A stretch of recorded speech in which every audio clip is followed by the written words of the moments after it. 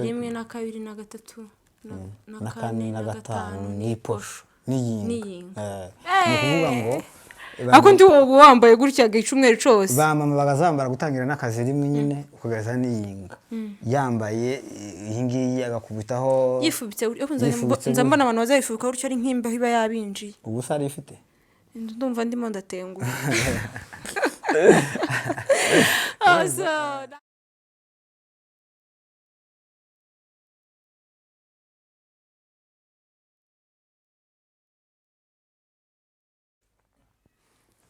muraho neza nshuti bavandimwe ndabaramukije cyane aho muherereye abari hirya no hino abari iburasirazuba n'iburengerazuba mu majyepfo mu majyaruguru abari mu bihugu bitandukanye Imana ikomeze ibarinde nawe bitameze neza wihangana iminsi ntabwo isa ejo bizagenda neza amazina nk'ibisanzwe ni Elizabeth official nagarutse murambabarira nari maze iminsi ntagera hano ariko naje nabakumbuye ndagaruka so tutarajya muri byinshi aha hantu ndi kumwe n'umushitsi nimba banza nkamuririmbira turabakiriye bashitsi beza sorry kandekera kuko ijwi ni nkaho ritameze neza so hano iruhande rwanjye hari umutumirwa natumiye so reka tangira bibwira kugira ngo dukomeze tuganire.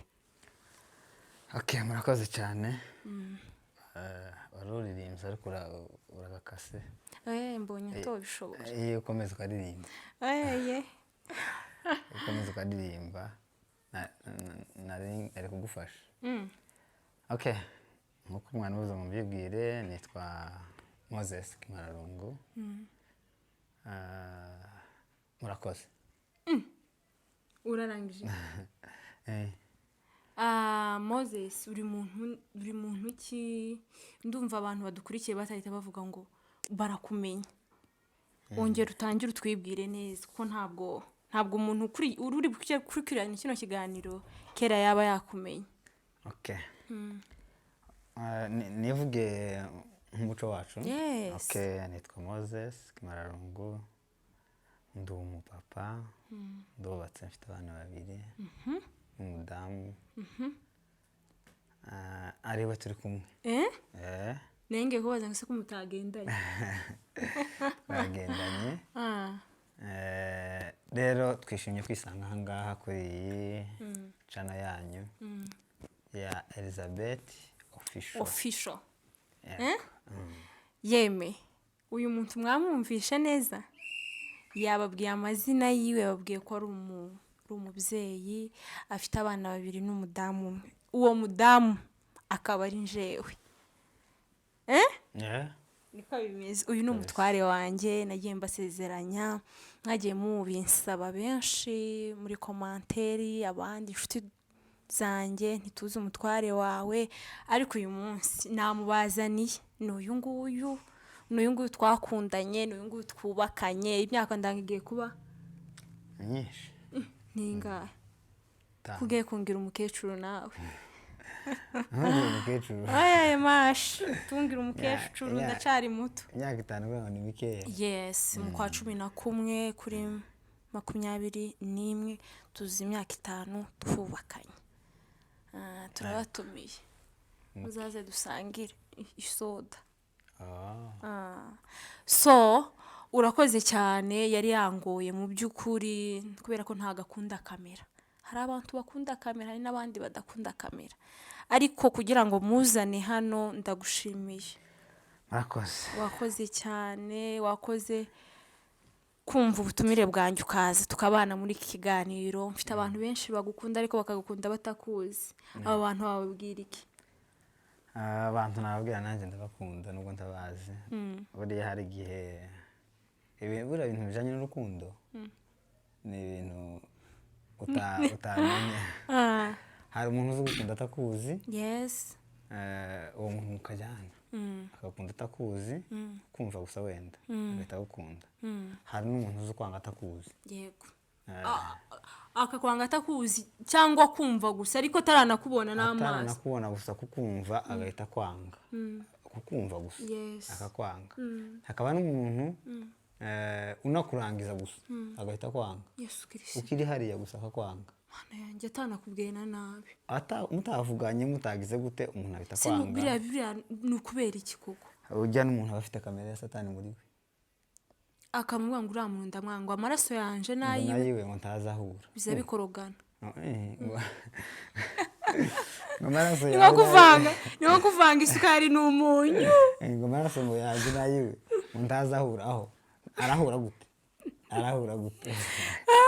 mana we mani tubabarire no gukunda hari n'abo turi kuvuga nabo bagahita batwanga Yesu hakaba n'abandi badukunda ushatse kuvuga yuko ku bintu byo gukunda byo nkereka umuntu wuzuye umwuka w'Imana niwe uzi ukunda umuntu uwo ari we wese bavuganye batavuganye akumva nta kibazo ese buriya sheri ririya jambo ryanditse muri Bibiliya bajya bavuga ngo dukunde bagenzi bacu nk'uko twikunda banumva riremereye ririya jambo riragoye ariko iriya jambo riri mu mategeko Imana yasigiye abantu kuko amategeko yose ni menshi ariko Imana yabumbiye amategeko abiri ukundisha Uwiteka Imana yawe umutima wawe wose yego irindi ni ririya rivuga ngo ukunde mugenzi wawe nk'uko wikunda biragoye ariko birashoboka buri ibintu byinshi biba bigoye kandi bigashoboka ushatse kuvuga yuko ushobora gukunda mugenzi wawe nk'uko wikunda ariko kubuza umwuka w'Imana nico bituma iyo umuntu adafite urwango birosha gukunda hari akantu nigeze gusoma kuri WhatsApp kavuga ngo iyo umuntu akwanze ngo niyo wabyinira mu mazi ngo azavuga ngo amutumura ivumbi ngo gutega asubiremo nagasomye ndaseka cyane n'ubu kangiyemo ngo iyo umuntu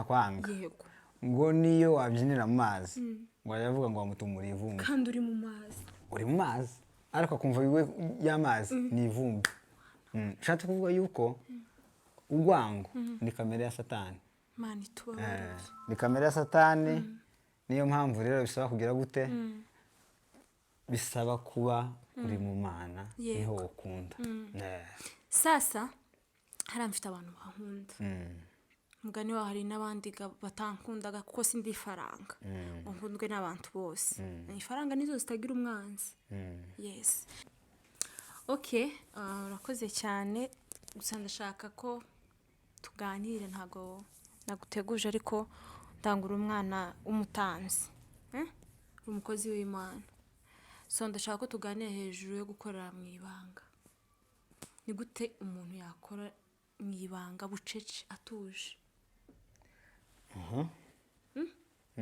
ko kantu wagasobanurira abantu badukurikira gukora mu ibanga gukora akazi kawe gukora cyangwa gukorera Imana gukorera Imana mu ibanga kubera ko ibihe turi murabizi ni gute umuntu yakora bucece ashaka gusa gushimisha Imana yes urakoze reka tuganireho bukeya wenda ntabwo nawe icyo mbivugaho nubwo utari waduteguje ariko reka hari ijambo rimwe ryo muri Matayo nkunda cyane reka nisome turisome reka turebe Matayo kangahera iyo umbwiraga nari kuzana Bibiliya nta kibazo ariko reka dusome muri Matayo Matayo ni 6 no ku gice cya mbere sibyo yego iri jambo ndanarikunda ahubwo wagira ngo waruzi ko ibintu bikunda riravuga ngo mwirinde ntimugakorere ibyiza byanyu imbere y'abantu kugira ngo babarebe kuko nimugira mucyo ari ntangororano muzagororerwa na so wo mu ijuru amen ahubwo urumva kuri 2 yego ahubwo nugira ubuntu ntukavuze ihembe imbere yawe nk'uko indyarya zigira mu masinagogi no mu nzira ngo bashimwe n'abantu ndababwira ukuri yuko bamaze kugororerwa ingororano zabo kuri 3 ahubwo woweho nugira ubuntu ukuboko kwawe kw'ibumoso kwe kumenya icyo ukw'iburyo gukora. iryo jambo ni sawa. Iri jambo rirabisobanuye. Kano kanyuma karavuga ngo ahubwo nugira ubuntu ukuboko kwawe kw'iburyo kukamenya ukw'ibumoso icyo gutanze. Bishatse kuvuga iki? Kuriya kuboko kw'ibumoso ni abantu tuba turi kumwe. Yego. Okay, muri kino gihe birasa n'ibigoye. So usanga umuntu agiye kugira ikintu akorera umuntu akabitangaza. Agahamagara za kamera, agahamagara abanyamakuru akababwira ngo nje bamuha. Ati iyi tariki uyu munsi mfite gufasha abana b'imfubyi. Mfite gufasha abana b'imfubyi. Cyangwa se mfite gufasha abantu bagowe. Bapfakazi n'ibiki sibyo? Agahamagara za kamera yarangiza. 2 muzo mwahageze 2. Urumva? Yego. 2 muzo mwahageze noneho zaba afite igikorwa. Akaza asengeza umuntu nimba ari igitenge ifoto. Nimba ari igihumbi ifoto. Ifoto ni nziza. Kandi narakantu nzanumva barahwereye. Bikomeye. Arakantu n'ubushe bavuga ngo ngo nta foto ntacabaye. Ariko mu buryo bw'umwuka nk'uko bavuze ngo tuvuge hejuru yo gukorera Imana. Mu buryo bwo gukorera Imana ifoto nta kintu nyine kiba cyabaye mu buryo bw'Imana. Ifoto buriya nta kintu kiba cyabaye. Iyo wifotoje uhakorera ugira ngo Imana igica izakora kuri wewe wabona guhamagara mikrofone ukavuza induru ntacyo bizaba bimaze. Bishatse kuvuga yuko gukora mu ibanga bifite inyungu cyane kurusha gukora kugira ngo abantu bagushime. Kandi ubu nyine rero ibihe tugezemo abantu ntabwo bagikora kubwo kugira ngo Imana ibashime ahubwo bakora kugira ngo abantu babashime abantu babone. Ni ukuvuga ngo abantu bashatse kugaragara kurusha uko Imana yababona. Rero abafarisayo ukuntu bari bameze rero. Abafarisayo ni kino gihe turimo. Yego. Abafarisayo iyo bajaga gusenga bagahagarara mu nzira mu mayira kugira ngo abantu barebe yuko basenze biyirije bagize gute. Yego. Ico gihe nta ngororano babona. N'ubu ngubu usigaye ubona umuntu nimba akoze n'amafungo akayatangaza. Nkuko nagera muno nafunze sibyo? Wenje kumbwira ni sawa. Okay. Ko sino gutekera ngo nshibe iryo hariya. Okay, wewe wenda nakubwira. Yego. Ariko ntabwo nogenda arahanze wo duhe hose ati muraho. Uzi ko nafunze? Hari abantu bazabivuga se? Twe twafunze, twe twagize gute. Nuvuga ngo rero ni bikarabya ngo babone. Nico gituma muri mukureba n'ubu ngubu muri za mu makarisa menshi. Umuntu no gutanga amafaranga 50 agenda akashira mu giseke ariko watanze 1000 akazamurwa. Kandi uzarebe iyo abantu bashaka amafaranga menshi bazabwira abantu ngo ntibashe mu giseke kuko bazi ko tujye kwitanga ntibashe mu giseke fundraising kuko bashira mu giseke ni za 50 ni za 100 ni za mbao 500 ni za mbao abatanga 20,20. Ariko iyo bavuze ngo ushira mu giseke tugiye gukora none dukeneye abantu 10,000 yego bahita baboneka na 15-30 bakaje nibatambuke hano imbere bagatambuka twese duta tugira buke twese turazamura wenda bayafite cyangwa ni ya foto nuvuga ngo niki oya niko akunda benshi sinzi ko ariko novuga ariko abenshi nuvuga ngo abantu bagire gute mani tubabarije buriya tugeze ku rwego yuko go kuvuga ngo abantu batanga 1000 ntibashire mu giseke cyangwa se baraka kuvuga gutyo nimutangire Imana duherekeze mu butumwa tuvuga par exemple cyadufashe imfubyi tugira gute ugafata 1000 cawe ukagenda ukagishira mu giseke ndagafata magana agashira mu giseke nuko buriya bifite agaciro kuruta uko zamura uvuga ngo nje ndatanga 1000. Yesu igihe bazatanga sadaka mu kanisa yego hari abantu batanga amafaranga menshi cyane hari hamwe bakomeye menshi ariko haza umukecuru umwe atanga igiceri kandi nicyo yari afite cyonyine. Yesu aravuga ngo uyu nguyu niwe watanze kurusha abandi bose. Bishatse kuvuga iki? Yatanze icyo yari afite kandi agitanga n'umutima we wose kuruta uko woza utanga kugira ngo abantu bakubone. Nico gituma nari nkubwira rero ngo muri kino gihe biragoye dukorere twige gukora mu ibanga niho tuzobona resultat zifatika niho tuzabona inyungu zifatika. Yego.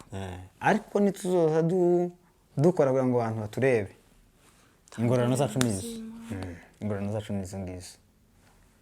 sheri Imana itubabarire Imana itubabarire cyane tugomba kuza dukora tutitaye ku bantu buriya ikintu cyose nkwereke ikintu cyose nugikora kugira ngo abantu bakubone tangororana ikintu cyose ukora abantu bakubone ntuzagihemberwa ni umuruho w'ubusa ni urunyago amafaranga watanze mu gatima hawe nukunyagwa zigahera kugira ngo nanje babone ko nza nkora ni nko kuyafata ukatereka mu ruzi yabawe ni kuyafata uruzi rutemba washyiramo inoti uruzi rugahita rutwara ifaranga wategereza ko izarugarura inoti ndiyo uruzi rugora inoti kabisa kweli yuko turabwira abadukurikirana yego abavandimwe mujye gukorera mu ibanga mukorere mu ibanga niba mushaka yuko ibyo mukora bitazamera nka ya mirimo izapimwa yarangiza igasha imirimo yose dukora izapimwa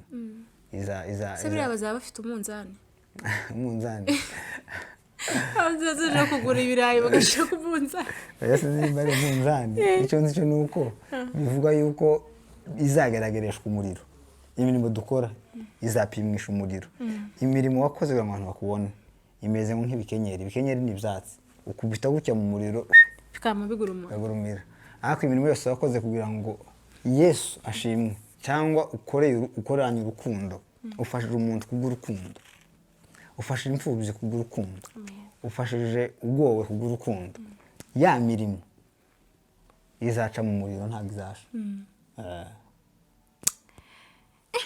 urabwirije kadutanga ituro turaza kuyatanga nyuma yeme mwumvishe ukuntu mwene data avuze aravuze ngo twige gukora bucece mwibanga tureke gukora kugira ngo dushimwe n'abantu tureke gukora kugira ngo abantu baturebe dukore mwibanga nufunga uja mu cumba wiherere usenga Imana alafu ahubwo hari n'ikindi ngo nufunga ugasenga ukiherera ngo uzacishe n'utuvuta mu maso ingara tuvuta n'imbere tuzi kugira ngo tubone ko ufite fresher ufite fresher umeze neza nayo ikibazo ari abantu kwa kundi gufunga tugenda ukaza muri ikarangura apfuye niki ngo yayo ngo ntambaraga ngo nafunze oya cisha tuvuta mu maso nimba unasohoka ariko okay usa neza bigaragara ko ari ahubwo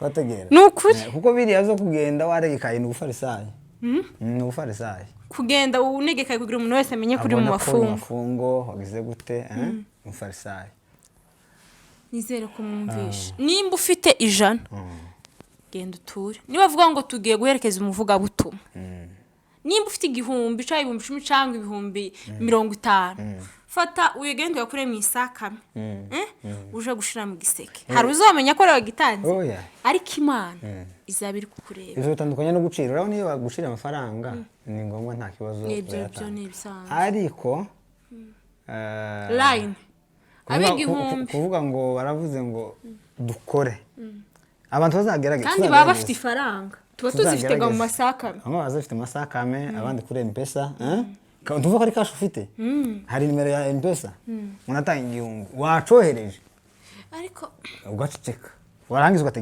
ugategereza ureka kumbwira hari ahantu hamwe Imana sinzi ko ari ahantu ariko hamwe ni Imana yavuze ngo mungeragereshe ibyanyu mungeragereshe nuvuga ngo niho hantu Imana yatubwiye ngo tuyigerageze nko hari abazavuga gutanga 10 ikintu kimugeragereshe kimwe mu 10 ngo murebe imigisha nzabagumororera sibyo iyo utanze rero ubwerageje Imana kubwira Imana ati kubera kino kintu ntanze amafaranga ubwerageje Imana kugira ngo nawe urebe noneho imigisha izakugumororera ariko iyo ukoze kugira ngo abantu bakubone muruzi ni nka ya note batera muruzi zazigiye ahubwo hari akantu uvuze mpita nibuka hejuru yo gutanga 10 kuri 10 kitugora gutanga 10 kiri mu bintu biza bigora kandi sinivuze n'abantu benshi 10 kiragoye 10 kizakigora ukuntu sasa ari igihe ari guzure wenda tuvuga kandi buri umuntu utazugitanga azahura n'ibibazo akarwaza ugasanga amafaranga ari gutanga 10 ayavujemo umwana ahuye na bino bibazo kuri Imana ibirimo Okay, tubizi ariko cyane ni ukuvuga ngo uko utanga amafaranga ni kubona yandi. Nimba ukoreye Imana utanze, tuvuze yuko Imana ariho yavuze gusa ngo mungerageze. Nta handi Imana yatuye ngo tuyigerageze usibye mu kuyitangira. Yego. Sibyo? Niba arazo mungerageze cya 10 naguhaye kandi niba yaraguhaye ikaguheza 2 ariko kugira ngo ukoremo amashiringi 200 kikaba ikibazo. Ni ukuvuga ngo hakugura ifaranga ruragoye. Ifaranga ruza ahantu kure. Faranga ruragoye. Ifaranga ruza ahantu kure ariko kandi ni ngombwa yuko ariko urufaranga ni gwiza. Urufaranga ni ngombwa ko twiga. Sibyo? Ni ngombwa ko twiga gukora. Tabunebwe. Twiga gukora. Ese twiraho ngaho. Nagutumiye ga. Ibibazo byose gakubaza uransubiza. Ibyo nshoboye. Byose urabishobora tugira ikibazo. Mu buzima busanzwe watubwiye amazina yawe. Mu buzima busanzwe Moses uri muntu ki? Ukora iki mu buzima busanzwe kutajya uboneka? Abantu benshi bazambanisha uzugaragara. Uba wihishe? Mboneka. Cyangwa uri mu mahombe? Uba mu cyumba cy'amasengesho? Oya, mu cy'amasengesho mbamo. Uba he? Ko abantu bataza bakubona baza birirwa bakumbaza. Aba he ari he? Ubu uhugiye mu biki? Uriya ndaboneka. None bagiye kuko untuma baza bakubona? Si wowe nyine wavuze ko ndakunze kuboneka kuri kamera. Kamera yo tuyikunda. Hari abantu bakunda nyine sinzi ko nobivuga ariko mba mpari. Buriya tuba duhugiye mu kazi. Uri no gukorera. Tupagasa dushakisha uko tubaho. Ariko ubu nyine wafatishije. Ariko nagufatishije. Wamfatishije kandi mbonye ko uzosaba kumfatisha. Ayi nejo nzokugarura nimwongera kumbwira nzomugarura. Tuba duhari gusa nyine ikintu cyose ufomorejemo gikorana umwete. Nimba wewe warihaye kuvuga ngo arya muri Bibiliya ne hanse ngo ibintu byose tubikorana umwete. Urahaze ko niwe hasomye mu uheruka haranto nabonye bagutumiye mu bivuga butumwa warahasomye mu mubwiriza. No kuvuga ngo ikintu cyose gikorana umwete. Nimba ari ubutumwa ufite gutanga kuri channel yawe sibyo? Ubikorana umwete. Ariko cyane ukore ufite intego. Kora ufite intego. Nimba yingiyi intego yawe arubwira ngo wenda ari abantu uzokiza cyangwa se uzobwiriza cyangwa se uzofasha ubikorane intego n'umwete. Sibyo? Ikintu cyose ni umwete. Niyo mpamvu nanjye ibyo mba ndi gukora hari ahijya kamera. Mba ndi kubikorana umwete. Kandi mbikorana mfite intego. Intego mba nihaye gukora gushakisha niyo mba ndimo. Nawe ahangaha ibyo ukora bikorane umwete. Hari umuntu wambwiye akantu kamwe kandi azagategera. Yarambwiye ngo afite amakuru ejo nzomugarura. Yarambwiye ngo nuja gukora ikintu cyose uzayikora ufite objectif, ufite intego. Ushatse kuvuga yuko nukora udafite intego. Yarambwiye ngo iyo ukoze ikintu udafite intego uhora mwitangira. Bitangira ukazubona turi gutera imbere uhora uvuga ngo nzaba nkora nzatangira ejo ni fitire. Ariko iyo uvuze ngo ndashaka kugera ko iki ngiki ukiha objectif ukiha intego urabikora. Urenga nane step yo gutangira ukagenda uzamuka gahoro gahoro. Ibintu byose mukora abavandimwe mubikorane umwete ariko mufite objectif. Mufite intego. Hari ikigo wigeze kwigishaho? Ntago wabaye umwarimu? Umwarimu nabaye. Nose mu buzima busanzwe ukora iki? Okay, ndapagasa cyangwa nuko abandi bapagasa. Ukora iki? Mpagasa. Nzavuga icyo nkora nyuma. Okay. Sinigaruka nibwo nzabona kuvuga icyo nkora. Yes. Nanjye nkubaze. Sawa. Cyangwa nje ntago nabaza kubera yuko uburenganzira bwose urabufite rwose. Ndagira ngo challenge gatoya. Hari akantu tugiye kubaza gatoya. Ngaho baza papa. Ni akantu numvuga asubiza niba namwe no kubaza nukana nigwa sinkubaza. Sombaza. ngiye kubaza akantu kavuga ngo kurabona hari akurira mugozi urabona kurira mugozi yego ndashaka urabona hari inyoni hari inyoni sibyo yego noneho zije ari inyoni 4 umuntu aze arasema imwe kurira mugozi hasigaye inyoni zingahe 3 bazirashe kurira mugozi sibyo kurira mugozi yego hariho inyoni 3 barashemo imwe hasigaye zingahe 2 yes ku mugozi hari inyoni 3 barashemo imwe hasigaye zingahe 2 hasigaye 2 ubu koko barashe kuri ziriya nyoni kurabona ko zosigara zihagaze kuri mugozi zodabadaba akoze mu mugozi zo kwihagarara nabishoboye kuri ya mugozi ari inyoni 3 sibyo noneho barazirashe barashimye ntibavuze ngo barazirashe ariko barashimye imwe niyo bafashije sibyo kuri mugozi hasigaye inyoni zingahe ako babiri okay hasigaye inyoni zingahe reka tuvuge ngo zapfuye zose kandi imwe ariyo bafashije ari imwe barashe hasigaye 2 ico ngico uragitsinzwe ngahe nawe mbwira hasigaye zingahe inyoni zari 3 ku mugozi yego barazirashe sibyo okay barazirashe imwe niyo bafashije kuri wa mugozi hasigaye inyoni zingahe nge navuze ngo ni 2 kubera barashima none uratekereza ko burasa rusasu ku mugozi ku nyoni agasigara zigihagaze zibiri zigasigara handi kuri wa mugozi nanje navuze ngo mbere zoba zikidabadaba zitarashira mu mwuka ariko ziriho wagitsinzwe ngagisubiza reka abantu bazodusubiza muzovuga hasigaye inyoni zingahe tafazari muzomfashe inyoni 3 ku mugozi barazirashe imwe barayifashije ngo hasigaye inyoni 2 reka bazotubwira muri komande icya kabiri ngiye kubaza turangiza ukomeza n'ikiganiro cyawe nani imodoka y'inani zigenda ni zahita gute gari ya moshi sibyo gari ya moshi igiye cyo kindi gizo cirukanka kidahagarara ivuye iburasirazuba kiraje burengerazuba umwotsi wayo uzawerekera he akwise wa biri ngo gari ya moshi ivuye iburasirazuba iri kuja iburengerazuba umwotsi uri guturuka iburasirazuba none se si uturuka inyuma se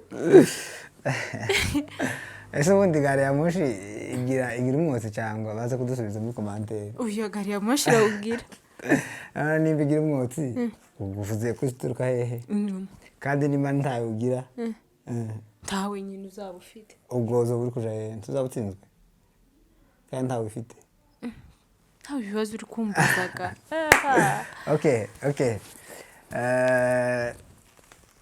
urakoze nizo nashaka kubaza usanze mfashe ibibazo ari kumbaza nanje nikaho ntasobanukiwe so ndabona iminota igiye nkaho tugiye kurangiza ndagushimiye papa Imana iguha umugisha uyu ni uwacu niwe mutware wanje mu papa mwiza cyane witonda aza yitonda abantu bose sinzovuga cyane gabona bavuge cyane so Imana iguha umugisha wakoze kwitabira ubutumire bwanje Imana kandi wakoze no kuduhana ijambo ry'Imana urakoze Imana iguha umugisha alafu uyu munsi nambaye so wibonye nambaye gute wambaye neza kuri gusa nkaho udashimangiye wambaye neza reka nkubwize ukuri wambaye neza ahubwo ikibazo nuko uzambaye none oyaye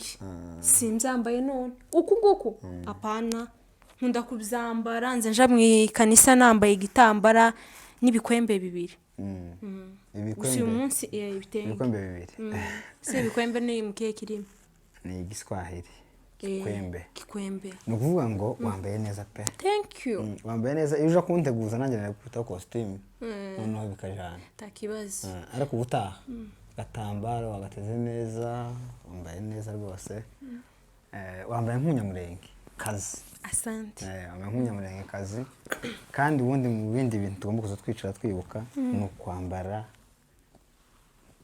kuko umuco wacu udusaba. Yego. Buriya nimba ari abantu bagira umuco mwiza wo kwambara neza ni twebwe. Bamwe bazambara neza umuntu wese utarataye umuco ni uko agomba kwambara. Naho birabi ako tuyobihora yobihoramo kubera iki se nose uko bamama ko bari basaza rimwe na kabiri na gatatu na kane na gatanu ni posho n'iyinga ni kuvuga ngo ako ndi wambaye gutya gicumweru cyose bamama bagazambara gutangira n'akazi rimwe nyine ukagaza n'iyinga yambaye yingiye agakubitaho yifubitse nza mbona abantu bazayifubika gutyo ari nk'imbaho iba yabinjiye ubusa ari ifite ndumva ndimo ndatenguha also nakari kanyuzemo radi gusa cyo twari tubabwiye bagenda abantu bazajya bambara bikwize kwambara neza iyo umuntu yambaye neza agaragara neza bambare nk'umuco wacu bambare nk'umuco wacu apana ibintu zo kwambara twamini kwambara tudafatika bakubite iyo byaga ko sinzi ahantu nza numva bavuga muri bavuga ngo nuja guhanura uzambara igitambaro. Buriya ni ngombwa ko umuntu agombye kuja mu rusengero yambaye igitambaro. Yego. Ikibazo rero biraho tu akatuberekera aho ngaho. Bavandi. Mwige kwambara neza muza mwambara neza mwikwize umuntu yambaye neza agaragara neza.